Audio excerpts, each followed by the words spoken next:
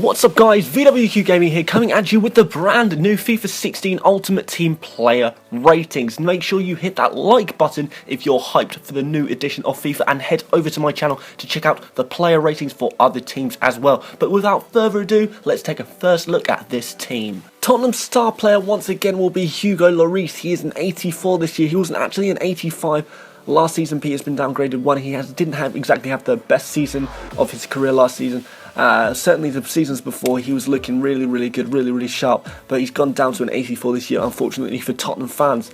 Christian Eriksen was an 83 at the beginning of last season. He went up to an 84 during the January upgrades, and he is back down to an 83, so FIFA have clearly backtracked on that one. But still, he's one of definitely one of Tottenham's top players, and he is an 83 to show that.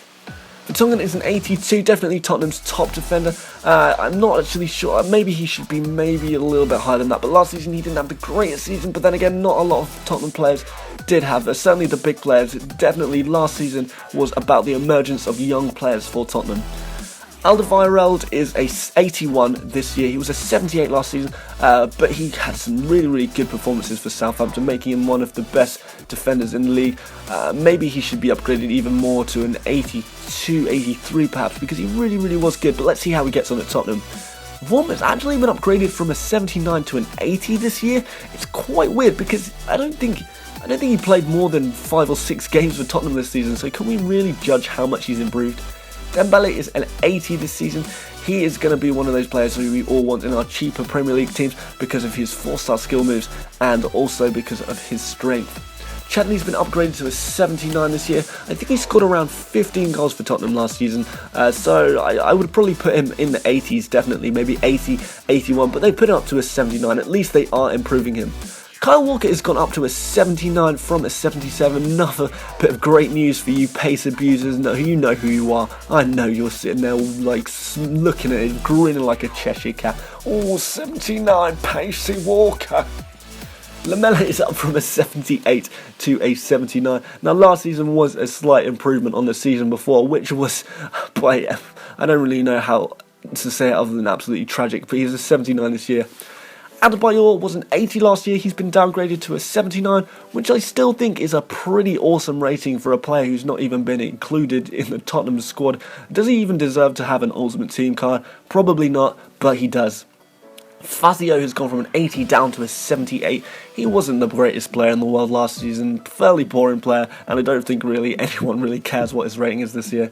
Now here is one people do care about, and that's Harry Kane. He has gone from a 68 at the beginning of last season. He got an upgrade to 77 in January, and he's gone up one more to a 78. That's a massive plus 10 from the beginning of last season, and he is one of those players who just came from nowhere and had an awesome season. Now, if on the back of last season, you probably say you've got to put him in the 80s, you've got to put him 80, 81, 82, but FIFA really do have a habit of not upgrading players too much based on one season and counting on a couple of seasons to try and get a real accurate representation, as one season can be interpreted as a form season. But let's see how he gets on this year. Maybe he'll have an upgrade in January. Danny Rose was another top player for Tottenham. He's up to a 77 from a 74 last season. So that means he was a silver last year, and he is now a gold player, and I think he deserves that for his performances. Kevin Wimmer, now he's a new signing in for Tottenham at centre-back. He was a 71 last season, he's up to a 77, so this is another massive improvement for a Tottenham player. Kieran Trippier, he was a 72 last year for Burnley, now he's a 76, reflecting his really good performances for the unfortunately relegated team. Ben Davies is now a 76, he was a 73 last year, another player coming from silver to gold for this year. Townsend, another one who's gone from silver to gold. He was a 74, now he's a 75. I think this is the first time he's been a gold player on FIFA, and it's just about time really. He's had enough time to get into those gold ratings, surely.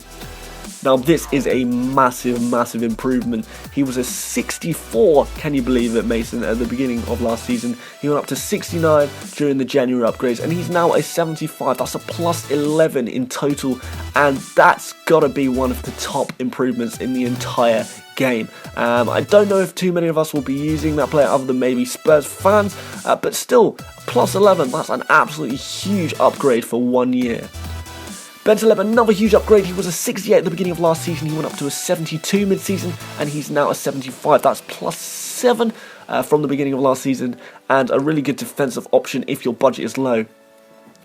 Dyer was a 73 last season, and now he's a 74. A slight upgrade, but he's going to be in the top bracket for those silver teams. Carroll was a 69 last year, he's now a 71. That's a tiny little improvement, but he's clearly improved as a player. Pritchard, another one of Tottenham's amazing youth products of recent times. He was a 65 at the beginning of last season, and he's now a 71. So overall, the top players in general have been downgraded slightly, but all of the young bottom players have been upgraded significantly. There's been some massive improvements to young stars Kane, Mason and Bentaleb, and a whole bunch of other big upgrades for all of those young players.